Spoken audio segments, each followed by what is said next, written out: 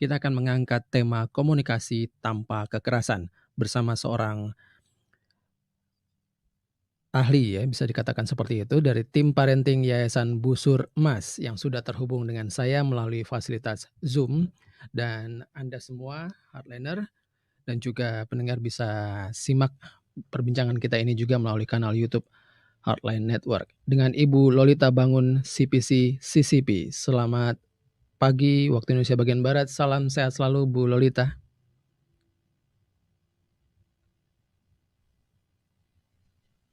Halo Bu Lolita. Iya, selamat pagi, selamat sehat selalu Pak, sehat selalu. Iya, Ya, sepertinya. halo, dengar? Iya, baik. Tadi sempat terputus-putus Ibu Lolita. Halo? Bisa dengar suara Iya, saya Pak? baik. Bisa dengar sekarang sudah baik sekali. Terima kasih Ya, Bu ya, Lolita. mungkin ya. Ya, sekarang sudah jelas Pak? Sudah jelas, terima kasih Bu Lolita. Ya, terima kasih Pak Yansen. Oke, Ibu Lolita dari tim parenting Yayasan Busur Emas. Kita bicara soal komunikasi tanpa kekerasan. Ini memang Bu Lolita ya, juga hardliner semua juga pendengar, tidak ada orang tua yang sempurna. Tak ada gading yang tak retak, kalau kata perumpamaan seperti itu gitu ya. Sempurna ketika kita nanti sudah ada di kekekalan lah. Selama di dunia segala sesuatu masih tetap terus berproses gitu ya. Masih tetap terus disempurnakan. Marah, membentak, berteriak, atau mungkin juga pernah melakukan hal-hal kekerasan lainnya gitu ya, secara verbal maupun non verbal, itu semua bukan soal salah atau benar, namun soal efektif dan kurang efektif seperti apa buat kita membuat atmosfer dalam keluarga kita itu yang kondusif buat anak-anak dan juga buat kita. Ya, Bu Lolita, apa sih sebenarnya komunikasi tanpa kekerasan itu? Ya, Pak, terima kasih Pak Yansen. Kita sekarang melihat ada suatu quotation yang sering kita dengar ya. Kadang-kadang orang akan lupa apa yang kita ucapkan, namun dia tidak akan pernah lupa bagaimana rasanya yang kita timbulkan dari ucapan ataupun perbuatan kita. Rasanya itu, Pak. Jadi pada waktu orang melakukan kekerasan dalam komunikasi, mungkin sebentar, sedikit kalimatnya, namun efeknya itu menimbulkan kepahitan, menimbulkan kebencian, menimbulkan dendam, atau bahkan trauma. Jadi yang dimaksud dengan kekerasan di sini termasuk yang tadi Bapak sebutkan verbal, juga fisikal jelas ya, memukul, mencubit, seperti itu, menampar. Kalau verbal ya kata-kata yang memaki-maki, membentak, seperti itu ya. Emosional dia menekan, mengekang gitu. Psikologis juga mengancam, seperti itu. Jadi ada perasaan yang membuat dia merasa tidak berdaya. Itu Pak definisinya. Ditambah lagi dengan kondisi pandemik seperti sekarang, kita di rumah, mungkin stres, ada beberapa masalah, apakah itu PHK ataukah pengurangan gaji, dan kemudian tambah lagi pengajaran jarak jauh yang harus kita sebagai orang tua tanganin, belum lagi sosmed yang mempengaruhi alam pikir kita, yang membuat kita bisa terlebih gampang bertindak reaktif terhadap tingkah laku anak-anak maupun pasangan kita. Seperti itu. Mengapa sih hal itu bisa terjadi ya Bu Lolita kalau dibayangkan? Tapi memang saya bertanya ini mungkin juga saling introspeksi diri sendiri gitu ya. Mungkin terlepas atau sengaja Ya tidak Pak, kita sengaja semua gitu nggak ya. sempurna, betul. Nah itu mengapa sih hal itu bisa terjadi gitu ya, kekerasan dalam berkomunikasi dalam keluarga? Iya, jadi semuanya itu banyak faktor ya, variabel-variabelnya ada beberapa, bisa jadi memang ada masalah emosi yang belum dibereskan, termasuk juga sekarang yang ingin saya sampaikan adalah lebih ke arah mengapa penting gitu Pak, mengapa penting kita menjaga untuk menghindari komunikasi dengan kekerasan. Oke. Apa sih pentingnya seperti yang tidak melakukan kekerasan, kita akan menjadi tempat yang aman buat pulang bagi pasangan, bagi anak-anak kita. Artinya kalau dia ngomong apapun, dengan kita tidak mungkin bereaksi langsung marah serta-merta marah, atau menyalah-nyalahkan, nah, seperti itu adalah tempat yang aman buat dia. Sehingga kalau anak merasa aman, dia mau terbuka kepada kita. Untungnya apa? Ya kita bisa tahu apa yang terjadi pada diri dia. Apakah dia sudah terlibat sejauh narkoba misalnya, sehingga kita bisa juga membantu dia. Namun sebaliknya kalau kita tidak aman, dia akan lebih cenderung menghindari kita dan bahkan bisa menutup diri, masuk ke guanya dan menjawab seadanya. Tapi dia mau cerita kepada teman-temannya karena teman-temannya tidak akan menjudge dia dan menerima dia, seperti itu. Jadi bahaya sekali kalau memang kita melakukan kekerasan, di ujungnya adalah memang kita nggak bisa masuk ke dalam hati dia untuk menyampaikan prinsip-prinsip yang kita anggap penting atau budaya-budaya yang kita anggap penting, seperti itu. Jadi sebenarnya apa sih bisa dikatakan manfaatnya tadi kan berarti atmosfernya baik gitu ya, Iya, aman, betul, Pak. nyaman, kondusif buat siapa saja gitu ya. Nah Iya. itu, efeknya sekarang dan yang akan datang atau katakan lagi nih, kan ini tidak serta-merta gitu ya Bu Lolita ya?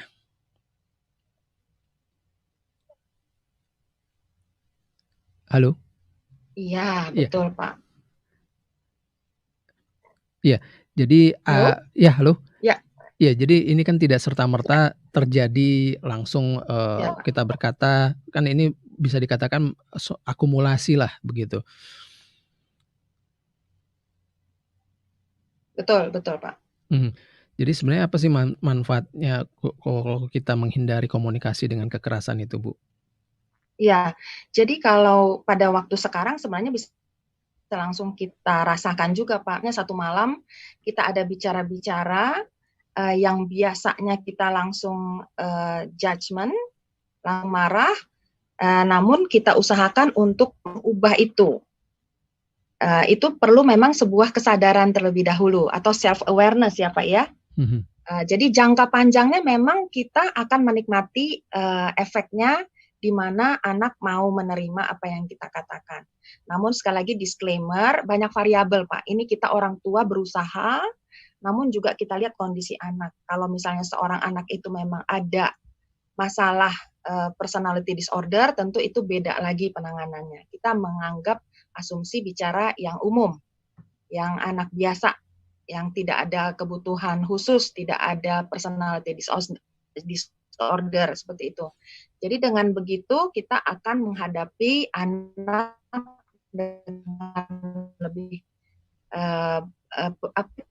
kita di orang tua. Untuk memulai kebiasaan komunikasi tanpa kekerasan, seperti itu, Pak. Ya, nah ini dia, tadi kan disampaikan, manfaatnya, kemudian, mengapa ini penting gitu ya. Mungkin Bu Lolita bisa sampaikan secara, real gitu, apa sih yang kira-kira yang termasuk dalam komunikasi dengan kekerasan ini? Mungkin juga kita nih orang tua, para pendengar, di manapun berada, kadang-kadang kita melakukan, itu kan biasa gitu. Atau dulu juga papa Iya, biasa. oma, opa, atau kakek nenek juga gitu sama papa gitu kan. Nah, seperti apa sih yang mungkin juga pada pagi hari ini kita sama-sama, "Oh iya ya, oh itu ternyata berbahaya, itu termasuk kekerasan dalam komunikasi." Apa saja sih Bu Lolita? Ya, kita kasih contoh aja Iya. misalnya ya Pak ya. Yang ringan-ringan aja sebenarnya waktu anak kita sedang bicara, kita lagi masuk ke kamarnya gitu ya.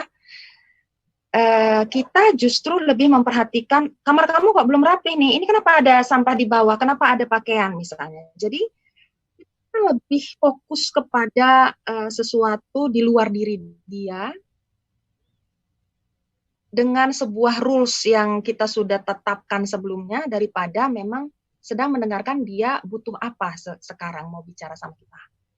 Itu termasuk. Atau misalnya kita melakukan omelan ya, kenapa nilai kamu cuma 7? Kan kemarin kita janji minimal 8. Misalnya seperti itu. Terus dia nggak ngeliatin kita, terus kita banting pintunya, kita pergi. Dengan sikap yang kesal gitu. Terus kita mulai merepot, itulah kamu, dibilangin nggak bisa, memang kemudian merembet ke masa-masa yang lalu gitu misalnya. Waktu itu juga mama udah bilang begini begitu, jadi atau disalahkan lagi, memang kamu anaknya begini, jadi di label lagi. Jadi nggak fokus ke apa yang mau dibicarakan. Belum lagi misalnya contoh mau mandi aja, anak misalnya terlambat mandi gitu ya. Jadi kita kan mau ngingetin dia mandi, tapi karena kita sudah kesal duluan, kan sudah dibilang tiap jam 5 tuh harus mandi sore, seperti itu ya. Jadi kita langsung nyalahin, kenapa belum mandi? Gitu. Kita lihat jam 5 dia belum mandi. Kita berasumsi anak ini seorang anak yang malas, tidak mau ikutin aturan sehingga kita sampai ngomong seperti itu. Kalau kita punya asumsi bahwa anak ini memang mau mandi, dan mungkin sebentar lagi dia akan ambil handuknya dan mandi, kita bertanya-nya seperti ini. Dek, mau mandinya sekarang atau 5 menit lagi? Asumsinya dia positif, dia anak yang baik. Kalau kita bilang, kenapa belum mandi juga sampai sekarang, mama udah lihat dari tadi udah jam 5, itu kita sudah arahnya shame. Menunjukkan kesalahan dia dan memarahi dan menunjukkan kita benar, dia salah. Seperti itu kan. Nah, kalau cara lain juga bisa mandi itu handuknya udah di tempat biasa. Sabunnya juga udah ada sabun baru, misalnya seperti itu. Asumsinya sama, kita mengingatkan saja karena dia memang punya niat memang mau mandi. Gitu. Jadi kalau kita bisa memiliki pemikiran bahwa yang selama ini yang kita ikutin adalah apa yang orang tua kita perbuat, biasanya seperti itu ya Pak ya. Yeah. Kita waktu kecil seperti apa diperlakukan, kalau kita nggak ada self awareness maka kita nggak akan break itu kita punya pattern itu. Orang tua kita punya pattern akan kita teruskan. Karena enaknya begitu, memang gampangnya seperti itu yang sudah ada programnya di kita. Contoh parenting pertama yang kita lihat, contoh perkawinan pertama yang kita lihat, kepada pasangan pun kita seperti itu, bagaimana orang tua kita kepada pasangannya, kepada anak pun kita seperti itu. Namun kalau kita ada self awareness, yaitu kita nyadarin dulu, apakah saya ini parent yang otomatis atau parent yang melakukan sesuatu secara sadar. Artinya kita bisa melihat diri kita dari luar. Ibu seperti apa aku ini? Bapak seperti apa aku ini? Kalau aku jadi anakku itu, aku disalah-salahkan seperti itu, gimana rasanya? Aku diancam, awas ya, kamu kalau nggak dapat 8 lagi, nanti nggak bisa ini, nggak bisa itu. Nggak boleh main game, nggak boleh pakai HP lagi. Itu ancaman-ancaman seperti itu, anggaplah kita diancam sama bos juga seperti itu, misalkan, gimana sih rasanya, gitu ya, atau diancam pasangan, gitu ya, nggak enak banget, gitu ya. Jadi, atau dites, diuji, segala macam yang sesuatu itu kita bayangkan di diri kita seperti apa. Itu Pak Vincent. Iya. Bahayanya apa sih Bu, kalau misalnya kita sebagai orang tua otomatis kalau tadi disebut seperti itu ya, turunan, karena kan juga banyak di luar sana orang tua mungkin berpikir, ini saya bisa tangguh seperti ini karena didikan sebelumnya. Betul. Jadi saya mau anak saya. Betul. Apa sih bahayanya meneruskan hal yang tadi disebut jauh dari self awareness? Pendidikan mainstream ya, mainstream ya Pak ya, itu tradisional mainstream itu sebenarnya juga bagus Pak, pada masanya sangat bagus sekali. Kita bisa generasi X seperti sekarang ini, baby boomer seperti itu, yang kerja keras segala macam itu karena memang gaya pendidikan yang mainstream itu ya. Yeah. Nah, sekarang cuman udah masuk generasi alpha, Pak. Generasi alpha itu mereka semua sudah digitalized, computerized. Kalau Bapak lihat teman Bapak sama teman anak Bapak misalnya nanti bisa banyakkan teman mereka berjuta-juta yang mereka nggak pernah ketemu. Yang itu mempengaruhi semua, TikTokan tiap hari, apa yang mereka lihat, pola pikir dan budaya ataupun value nilai-nilai itu masuk seperti itu. Bapak akan kalah bersaing dengan orang lain dengan cara yang seperti itu. Bapak aja kalau mau milih, ini bos satu yang otoriter sama bos satu yang otoritatif. Dia mempunyai tuntutan tapi support. Fasilitas apa Bapak perlu printer, perlu HP, perlu apa disediain. Tapi yang satu cuma mau tahu, ngasih tuntutan, nggak disupport, dimarah-marahin. Pilih mana? Seperti itu. Jadi ada anak-anak yang memang jadinya sekarang ya orang tua itu mengalami kesulitan menghadapi anak-anak yang melawan, memberontak. Memang anak sekarang lebih banyak mereka mengenal mental health, psikologis, sehingga mereka berani memberontak dan melawan kepada orang tua. Nah, namun sebenarnya kita juga nggak bisa ngejudge diri kita jelek gitu ya. Aku orang tua yang buruk, enggak gitu ya. Karena memang variabelnya banyak gitu. Kita ingin melakukan yang terbaik, kita punya motivasi baik, melindungi anak kita, membuat dia disiplin supaya dia berhasil. Ya, sedangkan ayam aja sayang sama anaknya gitu ya. Pasti orang tua semua sayang sama anak. Cuman bahasa kasihnya setiap anak tuh kan beda-beda. Dia akan gampangnya bilang, "Papa nggak sayang sama aku." Dengan gampangnya seperti itu. Jadi itu yang membuat kita menjadi reaksi, kata siapa nggak sayang, aku udah begini begitu, jadi marah. Itulah yang disebut dengan reaktif.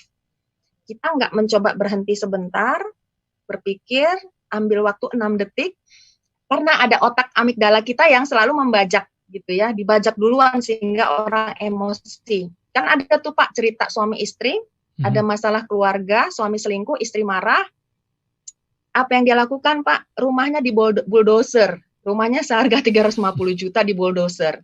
Setelah rumah ambruk, apa yang terjadi? Hanya datang penyesalan. Sayang kan? Gitu, seperti itu. Jadi memang manusiawi, kita marah, kita emosi, namun kita dengan self-awareness punya pengelolaan emosi lebih baik. Jadi kita tunggu 6 detik aja, supaya otak logik kita datang muncul belakangan. Itu jadi berarti memang, untuk generasi yang saat ini hal-hal yang tempo dulu itu tidak bisa dilakukan begitu ya. Ada self awareness mungkin sekarang ini, orang tua diharapkan bisa berefleksi, "Oh dulu itu bagus cuma, saya menolak nggak sih? Jangan-jangan dulu-dulu orang tua juga menolak sebenarnya," gitu ya, diperlakukan seperti itu ya. Iya. Kalau dulu mungkin kita lebih, apa ya Pak ya, karena semua sistem di sekolah juga memang masih kita, maksud saya nggak tahu Bapak angkatan generasi apa. Kalau saya generasi X. Jangan-jangan Bapak milenial nih. Terima kasih. Jadi kita lo aja kali gitu ya. Jadi waktu zaman saya kan guru masih lempar kapur Iya gitu iya ya. iya. Orang tua nggak marah gitu ya. Coba kalau sekarang Pak, jadi orang tua juga udah banyak yang dari generasi Y, yang punya anak sekarang generasi Alpha. Itu nggak bisa diterima bagi mereka seperti itu karena juga tekanan dari ini ya, kadang-kadang ada sandwich itu ya, maksudnya dia juga harus memperhatikan orang tua, dirinya sendiri dan anak sehingga pressure itu semakin besar. Nah, kalau ada yang nantangin seperti itu, ayo hajar. Jadi diambil kesempatan buat marah gitu ya. Jadi kadang-kadang di bos sendiri dimarahin, kita nggak bisa ngelawan. Kemudian anak salahnya cuma 2, nggak mandi sore, ya kita lampiaskan 2+7 jadi 9 marahnya ke anak. Ke guru pun bisa seperti itu kayak gitu. Jadi kompleks lah Pak, banyak variabel. Jadi yang paling penting kita adalah bagaimana mengetahui caranya nih, gimana nih caranya. Kita udah tahu yang paling penting apa sih pentingnya kita menghindari kekerasan. Memang bisa kalau menghindari kekerasan itu kan nggak gampang ya Pak, karena yang cepatnya seperti itu. Gitu. Apalagi misalnya mentraining binatang juga kan semua pakai fluid lah, pakai pecut lah, itu kan yang gampang gitu ya Pak ya. Mau cepat orang patuh di bawah kuasa kita gitu. Itu cara cepat, seperti otoriter militer gitu, cara cepat sih gitu kan. Iya, sebelum kita Cuman di dalamnya kita nggak tahu efeknya ya kan Pak ya, apakah Iya. dia menjadi dendam, kepahitan, kemudian menutup diri belakangan gitu. Ya Pak. Ya, sebelum kita ke bagaimana caranya untuk bisa berkomunikasi tanpa kekerasan. Jadi nggak boleh nih Bu ya untuk marah-marah gitu ya? Boleh marah Pak, cuman ada caranya gitu ya. Kan kayak kata Aristoteles ya, marah itu gampang ya, cuman marah kepada orang yang tepat, dengan kadar yang tepat, tujuan yang tepat, cara yang tepat, waktu yang tepat, itu yang sulit. Seperti itu. Ada juga di buku One Minute Mother, kita memang dianjurkan untuk menegur kesalahan dia, namun ditutup dengan pernyataan bahwa kita mengasihi anak itu. Mama lakukan ini karena mama sayang sama kamu. Jadi nggak dibiarkan sampai dia nangis, berurai air mata, diem, besoknya nggak diajak ngomong, baru habis itu tiba-tiba ngomong lagi seolah-olah nggak ada apa-apa. Kan sering seperti begitu ya, kalau yang mainstream. Gitu. Jadi maksudnya supaya jadi nih yang diajarin. Jadi nggak perlu dibilang aku sayang sama kamu. Nah itu yang nggak membungkus dia supaya aman. Dimarahin cuman kita kasih tahu bahwa dimarahin ini maksudnya supaya apa, tujuannya apa. Dia udah mengerti, oh ya salahnya karena pakaian bolak-balik dikasih tahu suruh masukin keranjang pakaian kotor, enggak juga. Jadi tujuannya mau supaya kamu lebih teratur, lebih disiplin. Membuat kamu nanti di lingkungan juga bisa diterima orang. Kalau kamu barangnya berantakan di meja, gimana mau dipromosikan? Seperti itulah diterangkan, baru kemudian ini mama lakukan karena mama sayang sama kamu. Kalau dia anak kinestetik, ditutup dengan pelukan. Kalau dia anak auditori, kita puji dia. Mama percaya kamu anak yang baik dan ini bisa kamu terima. Ya gitu. Ya, Pak. Oke. Ini buat ibu-ibu sepertinya bisa dengan baik ya, cuma kalau bapak-bapak nih rada susah sepertinya. Kita perlu belajar banyak lagi untuk bisa, melakukan komunikasi tanpa kekerasan. Tadi Bu Lolita sempat menyebut self awareness itu ya, jadi mungkin itu Iya. jadi, cara kita untuk bisa berkomunikasi tanpa kekerasan dalam keluarga, Bu, ya? Iya, iya Pak. Jadi untuk meningkatkan EQ kita, Mhm. itu juga akan membantu. Nah, EQ itu dasarnya memang self awareness dulu. Kita sadar diri kita ini seperti apa sih selama ini pattern-nya, gampang emosi, mudah marah, terus kita menganggap diri kita sebagai harga diri seorang ibu atau seorang ayah, orang tua, nggak bisa dibantah, nggak Mhm. boleh dilawan, nggak boleh ditentang, harus diem aja, nurut, lihat kaki aja kalau orang tua ngomong, misalnya seperti itu. Itu value-value yang kita miliki, misalkan. Nah, seperti apa? Apakah kita merasa itu bagus kita pertahankan? Apakah kita bisa melihat anak kita memberontak dengan itu? Kita peka, harus peka ya, belajar peka. Kemudian kita melihat selama ini pola komunikasi kita seperti apa. Apakah anak kita tidak melihat kita atau menghindari kita, cenderung di kamar saja sendirian, asal ada kesempatan dia ngumpet supaya nggak disuruh-suruh misalnya. Karena kita kebanyakan ngomong orang tua itu kalau nggak marah, nasehatin. Nasehatin, nasehatin, nasehatin lagi gitu ya. Jadi kalau nasehatin tuh arahnya kita anak jadi nggak aman. Seolah-olah dia memang nggak tahu yang benar. Dan seolah-olah selama ini dia selalu salah. Kita nggak mau tahu tentang value-nya dia itu apa. Gitu. Karena value orang ini beda-beda. Otak juga beda-beda. Kita didesain seperti sebuah tenunan. Masing-masing nggak ada yang sama. Gitu. Nggak ada produk yang sama sejenis. Kita limited edition semuanya. Jadi kita yang self-awareness diri kita, kemudian anak kita itu seperti apa. Ya kan? Nanti Mhm. baru berikutnya kita dari self-awareness diri kita seolah-olah kita melihat dari dunia luar. Ini ibu seperti apa aku ini? Apakah yang memang selalu cuma tahu suruh dan checking? Udah minum susu belum? Udah bikin PR? Udah mandi? Setiap kali ketemu begitu, rasanya seperti apa?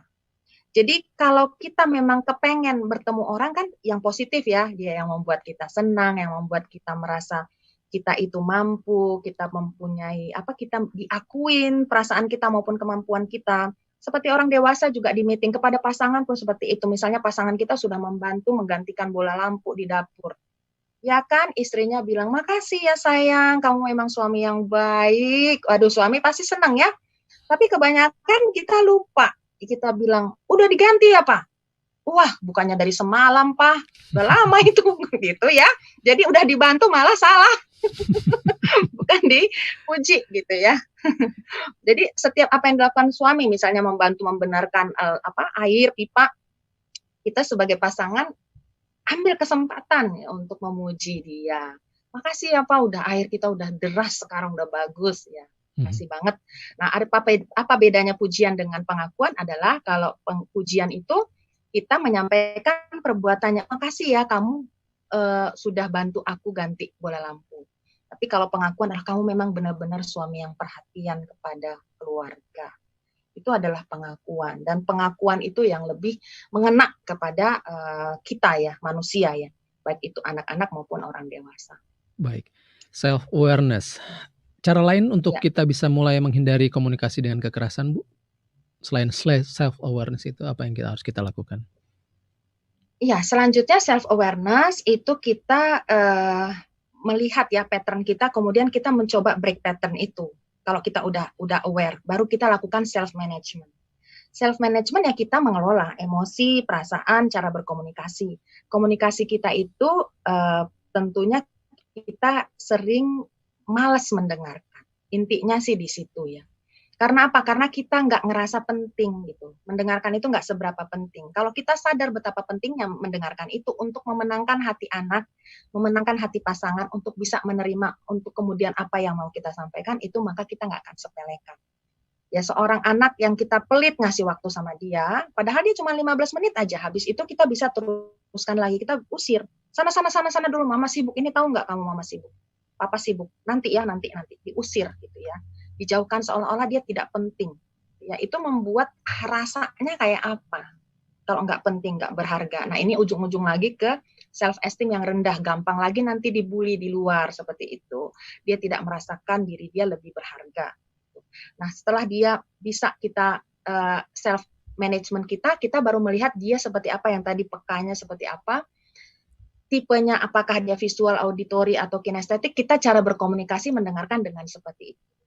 Jadi kalau kita anaknya auditori, jangan sekali-sekali kita mengkritik-kritik, menyakiti dia dengan kata-kata, karena itu lebih terasa tajam dibandingkan untuk anak yang visual ataupun anak kinestetik seperti itu. Jadi kalau kita ngomongnya itu mendengarkan dulu. 80% kalau boleh dia yang ngomong, kita baru 20% aja sisanya. Jadi dia akan merasa puas. Kita pengen tahu kan, mendengarkan juga ada level-levelnya ya Pak. Level 1, waktu orang menceritakan sesuatu, kita balik lagi ke diri kita. Dia bilang, aku bisa udah bisa main gitar sekarang. Oh, aku juga bisa, gitu ya. Jadi balik lagi ke kita. Jadi dia cerita, aduh, aku baru nonton film ini. Oh iya, aku juga kemarin baru nonton film. Jadi kita mengambil alih pembicaraan dia. Kita yang lebih cerita lebih banyak lagi daripada dia yang mulai pembicaraan, gitu ya. Itu level 1. Dan ini manusiawi banget Pak, manusia itu punya ego. Nah, kalau kita, orang tua juga sedang ngomong, dibegituin, biasanya kita juga bisa marah, karena nggak boleh dipotong, nggak boleh diinterupsi. Bagaimana kita bisa mengatasi reaksi marah kalau dipotong? Itu kasar, nggak sopan, kayak begitu tuh di etiket nggak diterima. Dengerin dulu mama sampai selesai, misalnya. Seperti itu kan sudah marah dan menyalahkan lagi. Bagaimana cara kita menyampaikannya dengan cara yang bersahabat? Mama belum selesai. Boleh mama selesaikan dulu? Nah, itu kan dia tidak dipermalukan, tidak disalahkan. Seperti itu. Begitu juga kita di meeting-meeting orang dewasa. Maaf Pak, saya belum selesai. Bapak keberatan kalau saya selesaikan dulu? Nah, setelah dia bilang, oh iya, sorry. Baru setelah itu kita, terima kasih ya Pak, tadi sudah menyediakan waktunya sehingga saya bisa selesaikan. Jadi dia juga nggak dipermalukan juga waktu menyela dan waktu kita ambil alih ruang waktu itu.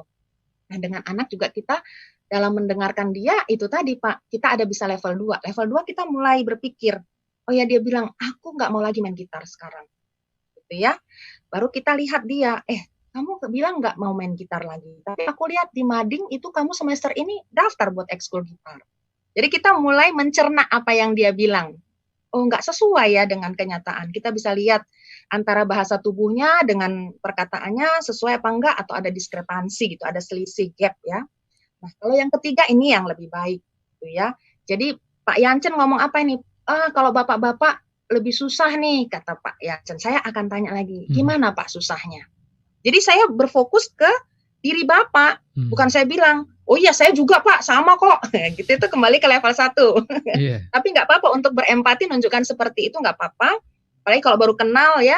Nah, tapi berikutnya kita tanya, yang Bapak susahnya gimana susahnya? Seperti apa? Mana? Baru tanya lagi value Bapak yang penting apa? Apakah menurut Bapak lebih penting membuat anak bisa disiplin atau lebih penting membuat dia bisa dekat sama Bapak? Saya tanyain terus Bapak gitu. Itu juga yang dilakukan konselor sama coach kan. Kita fokus kepada mendengarkan klien. Kita kasih space. Kita kasih kemewahan buat dia mengeksplor dirinya tanpa kita ganggu dengan diri kita gitu. Jadi gitu juga kita bikin sama anak kita, dia cerita tentang temannya satu-satu, semua kita dengerin. Meskipun kita nggak ngerti, tapi kita berusaha untuk mengerti gitu ya. Gitu Pak. Jadi mendengarkan efektif, ada 3 level dan nggak arahkan ke menang kalah Pak. Jadi bisa juga kita kalau berbicara sama anak itu kayaknya medan perang gitu. Kadang-kadang di meeting, di perusahaan, di kantor juga gitu. Ada yang memang menganggap pembicaraan itu selalu medan perang Pak. Siapa menang, siapa kalah, siapa yang ditembak gitu ya.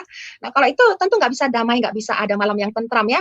Antar pasangan juga aku yang benar, kamu yang salah. Pasti arahnya ego yang naik terus gitu ya. Nggak kita arahkan ini sebuah tanah yang subur kayak gitu ya. Jadi siapapun boleh berbeda pendapat. Ini dia pendapatnya seperti ini kayak gitu ya. Kita boleh setuju untuk nggak setuju. Oke, nah selanjutnya ada lagi tentang emotional needs orang Pak. Emotional needs orang. Ada yang tidak terpenuhi. Suara saya kalau belum terdengar kasih kabar ya Pak. Ada emotional needs yang 4 itu ya. Yang pertama rasa aman, kedua rasa penerimaan, yang ketiga rasa dihargai, yang keempat ada terhubung dengan baik, seperti itu ya. Kalau ini nggak terpenuhi, itu yang kita gali dari dia. Oh, kamu merasa sedih ya? Kenapa? Teman kamu nggak ngargain kamu nggak ngerasa dihargain ya? Bukan kita bilang, pasti kamu yang salah. Kamu aja yang nggak mau bersabar sama teman. Kamu harus toleransi. Itu balik lagi nggak aman. Ngapain lagi juga kita cerita sama mama gitu ya? Seperti itu Pak. Buat apa Pak ngomong tapi selalu kita yang salah, benar nggak Pak? Benar-benar. Gitu. Oke, baik. Self awareness kemudian self management, ada dua hal yang kita bisa mulai lakukan untuk menghindari komunikasi dengan kekerasan. Ada hal yang lain bukkah selain, kedua hal tersebut untuk kita berkomunikasi tanpa kekerasan? Tapi tahan sebentar Bu Lolita, dan juga para pendengar dimanapun Anda berada, bila ada respons, pertanyaan atau komentar silakan sampaikan melalui WhatsApp atau SMS, dan juga sampaikan di kolom komentar di Heartline Network punya kanal di YouTube. Kita jeda sebentar, tetap di Sketsa Keluarga Indonesia. 7 menit lepas dari pukul 10 waktu Indonesia bagian Barat, saya Yan Sembiris masih bersama dengan Anda semua, para pendengar di program Sketsa Keluarga Indonesia, bersama dengan Ibu Lolita Bangun, CPC CCP dari tim parenting Yayasan Busur Emas. Kita berbincang soal komunikasi tanpa kekerasan. Tadi sudah dijelaskan untuk menghindari komunikasi dengan kekerasan, kita harus lakukan self awareness, kemudian juga ada self management. Nah, selanjutnya apalagi yang perlu kita perhatikan dan kita lakukan Ibu Lolita untuk menghindari komunikasi dengan kekerasan?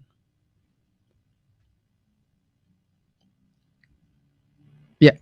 Perlu dasar juga Pak untuk mengenali emosi ya manusia ya.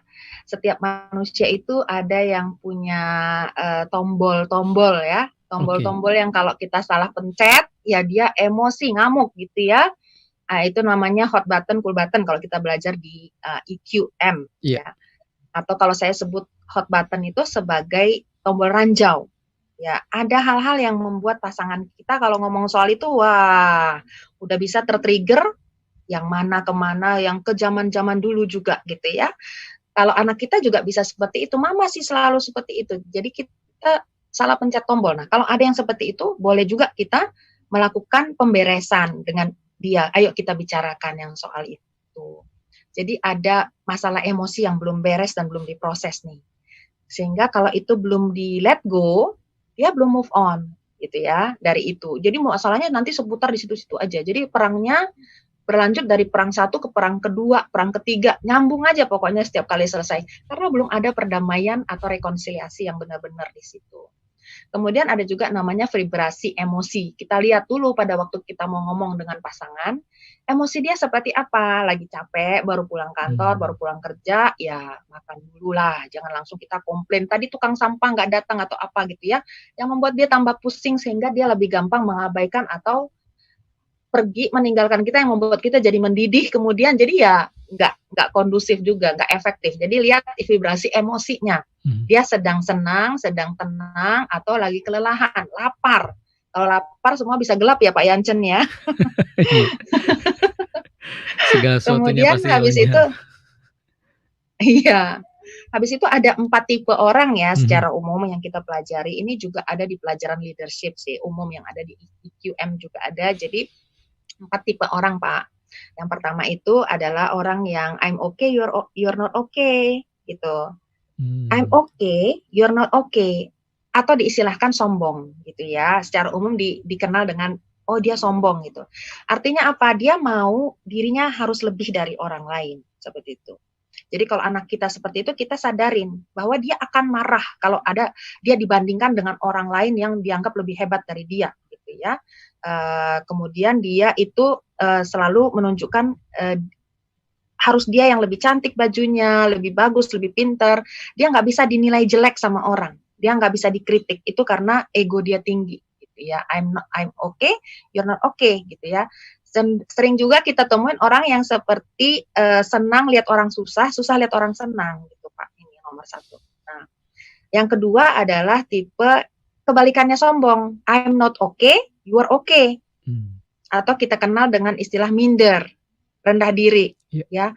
Ya aku begini kan memang karena aku berasal dari keluarga yang kurang mampu. Kamu, ya dia bisa begitu karena dia memang anak orang kaya. Jadi dia langsung menjadi victim, memposisikan dirinya menjadi victim. Akibatnya apa? Dia gampang defensif, membela diri dalam percakapan, padahal orang nggak ada nyerang dia seperti itu.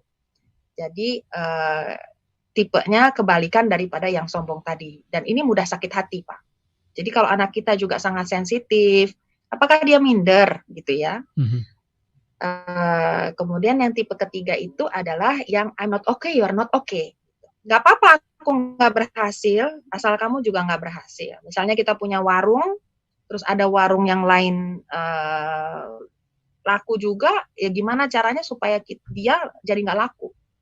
Karena ada iri hati dan cemburu, jealous. Jadi dia susah banget lihat orang berhasil. Kita bagusan sama-sama nggak berhasil. Kayak contohnya kalau binatang kepiting yang mau keluar dari baskom, nggak usah takut pada kabur karena satu akan narik yang lain, yang satu akan narik yang lain. Akan ada yang naik sama-sama nggak naik semua gitu. Apa-apa kita di bawah semua gitu ya. Seperti itu. Senasib sepenanggungan. Ini kita sebut, iya. Kita sebut BLBI, kata guru saya Pak Antonio Dio Martin itu, atau Barisan Luka Batin Indonesia. Jadi luka batinnya banyak gitu ya, sehingga dia nggak kepengen orang lain juga sukses, karena dia juga merasa banyak disakiti, sehingga dia juga gampang tersinggung, baper gitu ya, semua apa-apa take it personally, gampang sakit hati. Nah tipe yang keempat adalah I'm okay, yang terakhir ya Pak, tinggal ini ya, I'm okay, you are okay, gitu kan. Ya itu yang orang yang memang mature, dewasa, ya, yang kalau ada orang di Facebook ulang tahun cepat-cepat ngucapin, sama ulang tahun ya, semoga ini semoga itu gitu ya. Ada orang promosi jabatan, selamat ya, ikut senang, ikut happy. Jadi dia senang sama orang senang, dia susah sama orang susah. Jadi inilah yang dewasa, yang ini yang kita harapkan bisa kita miliki dan bisa anak-anak kita miliki. Nah kalau dia belum memiliki itu ya pelan-pelan kita arahkan supaya bisa seperti itu.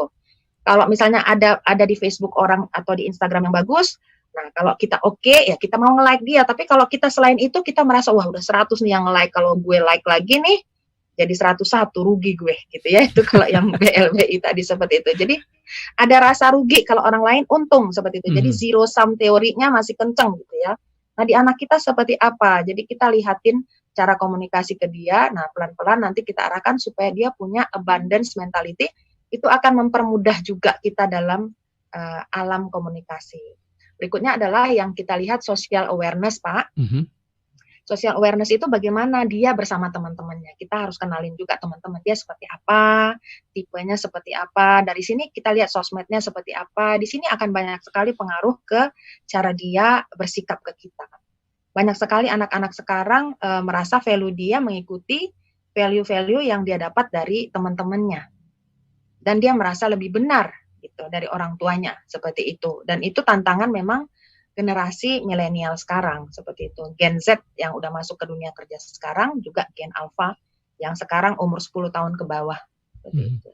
Itu karena memang mereka punya banyak sekali choice ya, pilihan opsi di luar sana. Betul, Pak. Bayangkan kita dulu TV kita ya, sekali lagi.